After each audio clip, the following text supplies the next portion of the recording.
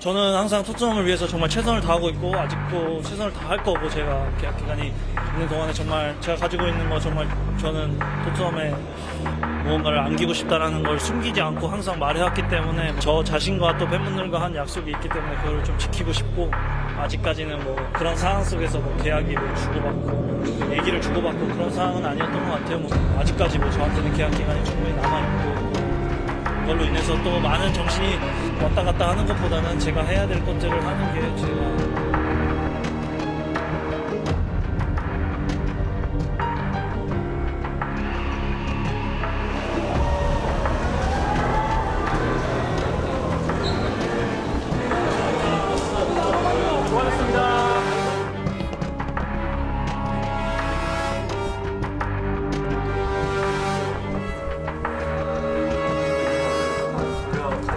할 수 있는 선에서 주말인데도 불구하고 이렇게 많은 팬들이 와서 이렇게 좋은 행사를 진행할 수 있게 해서 너무너무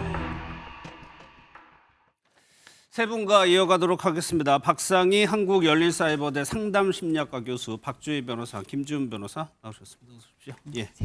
오늘도요 좀 손흥민 선수 관련한 기사 내용들이 좀 많이 나오고 있습니다. 먼저 김지훈 변호사, 연인 관계에서 3억 원을 건넸다? 그럼 이게 무슨 연인 관계였던 겁니까? 그렇습니다. 예. 이 지금 손흥민 씨의 아이를 임신했다면서 돈을 이제 요구해서 받았다고 알려져 있는 이 예. 20대 여성은 손흥민 씨와 교제한 것, 그러니까 연인 관계로 과거 연인 관계에 있었던 것으로 알려져 있습니다. 예. 그런데 이 금액이 무려 3억 원이 일단은 그 여인에게 줬다는 거죠? 그렇습니다. 3억 예. 원입니다. 그럼 굉장히 큰 돈이잖아요. 그렇습니다. 사실은 이제 뭐 되게 이례적인 그 경우이긴 한데 예. 일반적으로 사실 뭐 합의금의 시세라는 것을 따로 이렇게 정해놓지는 않습니다. 다만 이제 뭐 합의금이라는 것은 당사자 간에 자유롭게 정하는 것이지만 그럼에도 불구하고 보통 일반인들이 이런 협박과 관련된 사안으로 예. 어떤 금전을 요구하는 이제 사건들을 보면 보통은 뭐 수백만 원 단위에서 많아도 몇 천만 원 정도의 그런 돈을 요구하는 경우가 많은데 예. 3억 원이면 굉장히 이례적으로 큰 돈이라고 볼 수 있겠습니다. 그러니까 이런 경우에도 협박을 하는 사람 입장에서는 그 사람의 상대의 뭐 직업이라든가 재력을 감안해서 내가 충분히 받아낼 만한 돈을 스스로가 생각을 하는 거잖아요. 그렇습니다. 이제 합의금에 정해진 액수는 없다 보니 예. 피해자라고 주장하는 혹은 합의를 하는 당사자들 간의 그 액수를 본인이 자유로운 의사에 따라서 제한 혹은 협의를 하게 됩니다. 예. 근데 박 변호사, 이 과정에서 손흥민 씨 측에서 일단 3억 원을 송금을 했고 각서를 요구를 했어요. 네, 뭐 손흥민 선수가 뭐 여성과 교제를 하고 뭐 그 사이에서 아이가 생긴 게 뭐 절대 잘못이거나 비난받을 행동은 전혀 아니지만요. 예. 손흥민 선수가 워낙 유명인이고요. 또 뭐 남성 팬뿐만 아니라 여성 팬도 많고 또 일거수일투족 자체가 이슈가 되다 보니까 손흥민 선수 입장에서는 이러한 사실이 외부에 알려지는 것 자체가 부담이었을 수가 있습니다. 그렇죠. 더구나 예. 손흥민 선수 입장에서는 교제한 게 사실이라고 하더라도 사실 원치 않는 임신이었을 수도 있고요.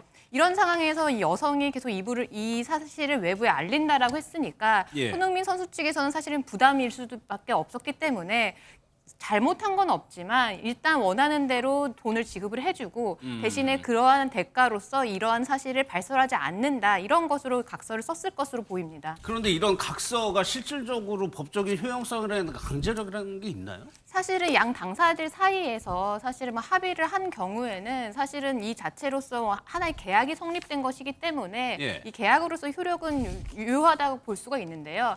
다만 그 전제가 되려면 예. 그 전제 사실 자체가 양 당사자들 사이에서 이 정당한 이런 의사와 합치가 이루어졌을 때야 되거든요. 예. 그런데 이제 만약에 지금 손흥민 선수가 주장을 하는 것처럼 만약에 임신 사실 자체가 허위였다라고 했을 때는 그러면 그러한 계약을 체결한 것 자체가 이 제대로 된 의사에 따라서 체결한 게 아니기 때문에 뭐 그 계약을 취소하거나 계약의 효력을 무효로 한다거나 하는 게 충분히 가능해 보입니다. 아, 그래요?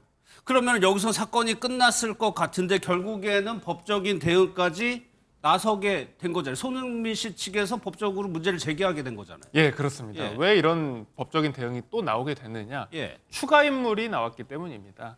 예, 이 추가 인물은 바로 이 협박을 했던 여성, 손흥민 씨와 이 여성이 결별했다고 알려진 이후에 이 협박했던 여성이 새로운 남성과 교제를 하게 됐는데 예. 이 남성이 바로 어제 함께 체포된 40대 남성 B 씨입니다. 40대 남성. 예. 예. 지난 3월에 이 40대 남성이 언론에 임신 사실을 폭로하겠다고 하면서 또다시 7천만 원을 요구했다고 하거든요. 7천만 원. 예, 손흥민 씨 매니저가 이 3개월 동안 협박에 시달린 끝에 이 사실을 손흥민 씨에게 털어놓고 예. 손흥민 씨가 결국에는 더 이상 허위 사실에 고통받지 말고 강력하게 대응하자라고 예. 하면서 이렇게 고소 절차를 진행하게 된 것으로 알려져 있습니다. 그러니까 현재까지 언론 보도에서 3억 원이 건네 갖고 각서까지 썼지만 이 사실을 다른 사람한테 알리면서 또다시 협박 요구가 이어졌다. 그러다 보니까 박상희 교수님, 네. 손흥민 씨 측에서는 이게 더 이상 묵과할 수가 없었던 것 같아요. 네, 그렇습니다. 사실 뭐 다른 방법이 있었을까 하는 생각도 듭니다. 예. 왜냐하면은 이 여성이 뭐 전 연인이었다면 이 여성에게 뭐 3억을 준 거는 서로 합의가 될 수 있다고 생각을 해도 예. 새로운 남자가 나타나서 이제 협박을 시작했는데 맨 처음에 금액은 7천만 원을 요구했다라고 전해지죠. 예. 그렇지만 그 7천만 원을 건넸을 때 과연 끝났을까 하는 의구심이 강하게 듭니다. 아마도 그 다음에 더 많은 액수로 올라가면서 그렇게 생각할 수 계속해서 있죠. 예. 내 협박을 하지 않을까라는 생각이 들잖아요.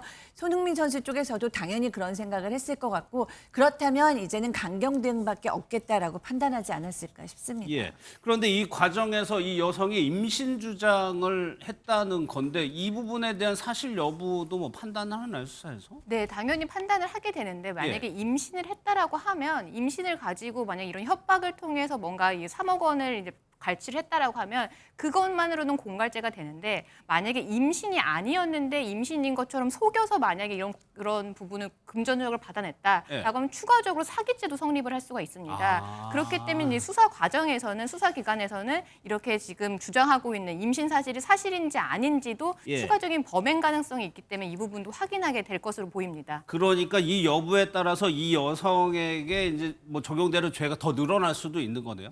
그러니까 그 과정에서 나오는 얘기가 초음파 사진 이런 얘기가 나오더라고요. 여기 진위 여부를 한번 따져봐야 되겠네요. 네, 맞습니다. 그 여성이 작년 6월에 손흥민 씨 측에 이제 초음파 사진을 건네면서 임신을 주장을 한 것으로 보이는데 예. 그런데 이제 손흥민 씨 같은 경우는 이 해당 여성과 교제를 했기 때문에 교제 시기나 기간 같은 걸 따지면 임신 가능성에 대한 판단이 가능하잖아요. 예. 근데 손흥민 씨 측에서는 생각했을 때 여성이 주장하는 그 임신 시점에는 임신이 이루어지지 않았을 거다 이렇게 판단을 한 것 같습니다. 그렇기 때문에 결국에는 임신 사실이 아닌지에 대한 판단은 여부는 결국 초음파 사진으로 가름이 될 것 같은데 예. 일단 초음파 사진이 실제 초음파 사진인지부터 먼저 밝혀져야 될 것 같아요. 왜냐하면 실제 병원에서 촬영한 초음파 사진 같은 경우는 산모의 이름 그리고 이 촬영한 날짜 그리고 이 촬영한 병원까지 모두 다 기재가 되어 있는데 그렇겠죠. 이 부분 같은 경우는 이 해당 병원의 진료 기록을 통해서 이 여성이 실제로 촬영한 것인지 예. 이 부분이 확인이 될 것 같고요. 또 하나는 실제 이 여성이 촬영한 초음파 영상이라고 하더라도 여성이 주장하는 이 임신 시점과 이 초음파 사진에 나와 있는 태아의 발달 상태가 일치하는지 이런 부분도 추가적으로 확인할 필요가 있거든요. 이런 예. 부분은 이제 산부인과 전문의들의 뭐 자문을 통해서 수사기관이 확인을 할 것 같습니다. 예, 진위 여부와 실제 그 여성의 초음파 사진일 수도 있는데 그것도 시기를 봐야 된다는 말씀. 그럼 김준일 변호사 이거는 예. 좀 어려워 보이지는 않는데요, 수사를 하게 네, 되면. 다만 이제 뭐 이게 수사를 한 결과를 바탕으로 최종 예. 결론이 나기 전에는 단정을 지을 수 없기 그렇죠. 때문에 조심스럽게 예. 말씀을 드리는 것이긴 하지만 현재 이제 임신 주장하는 시점이 손흥민 씨의 이제 진술과 차이가 있는 것으로 알려져 있고 경찰은 현재로서는 예. A 씨가 제시한 자료가 허위일 가능성이 크다고 전제하고 수사를 하는 것으로 알려져 있습니다. 그러면 그 부분은 어때요? 애초에 이 여성이 손흥민 씨 측에게서 3억을 받아내고 네. 또 그 사실을 누군가 40대 남성에게 전달해서 이 남성이 또 이런 범죄 혐의를 받게 되는 이 과정에 대해서 이 여성이 뭐 법적으로 문제 제기할 수 있는 거예요? 일단 박주 변호사님께서 말씀해 주신 것처럼 각서를 썼잖아요. 예. 각서도 계약입니다. 그래서 만약에 이 각서를 쓰고 돈을 받았는데도 불구하고 이 남성에게 임신 사실을 얘기를 했다고 하면 이것은 계약 위반이라서 민사상으로도 당연히 위반 사유가 되는 것이고 예. 또한 여기에 대해서 뭐 명예훼손이라든지 혹은 계약 위반에 대한 이제 명예훼손 형사 고소도 가능할 것으로 보이는데 다만 여기서 이제 문제가 하나 있다면 예. 그 위반을 한 건 맞지만 이게 실질적으로 손해배상으로 이어지려면 증명을 해야 되거든요.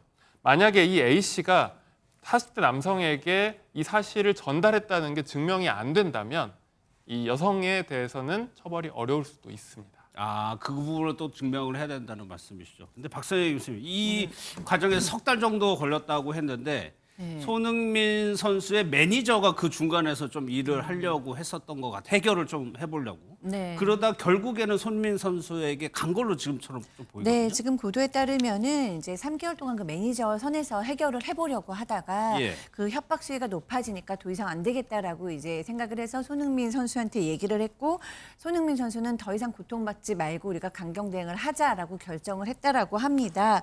이 말이 이제 100% 사실이라고 가정해 보면 충분히 그럴 가능성도 있죠.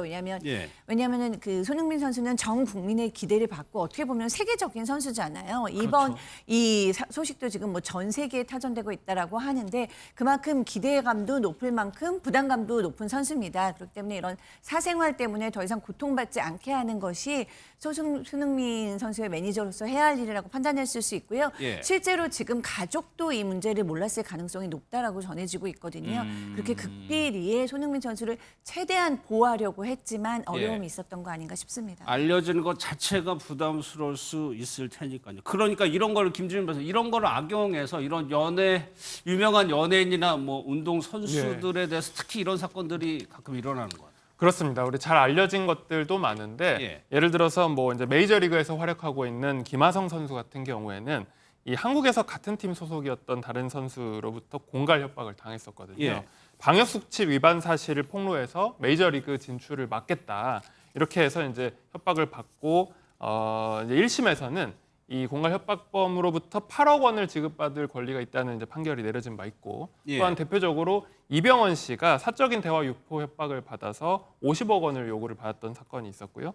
또한 그렇죠. 가수 김준수 씨도 사적인 대화 관련해서 8억 원의 갈취를 당한 사건이 있었습니다. 예. 근데 박 변호사 이게 공갈과 협박이 다른 거잖아요. 네, 맞습니다. 이 협박이라는 거는 해악을 고지하는 겁니다. 뭐 손흥민 선수의 사건에 비추어 보면은 이러한 사실을 외부에 알리겠다, 언론에 보도하겠다 이렇게 협박을 하는, 그러니까 해악을 고지하는 게 협박이고요. 예. 공갈이라는 거는 이 협박을 수단으로 해서 재산상의 이득을 얻거나 아니면 재물을 교부를 받는 겁니다. 그러니까 이 사실은 공갈죄 같은 경우는 죄질이 더 무거운 게 협박에 그치지 않고 그를 통해서 재산적인 이득까지 얻어내기 때문에 사실 법정형 자체도요. 이 협박은 징역 3년 이하지만 예. 공갈은 10년 이하이기 때문에 훨씬 더 그렇겠네요. 높아지거든요. 사실상 훨씬 더 죄질이 안 좋은 범죄다 이렇게 이해하시면 될 것 같습니다. 예. 그러니까 이런 유명인들, 이런 협박범이나 공갈범들은 이런 유명인들의 이런 심리를 이용해서 범죄를 모의할 거예요. 그렇죠. 이렇게 유명인들, 뭐 스포츠 스타라든가 연예인들 같은 경우에는 이미지가 곧 생명이기 때문에 뭐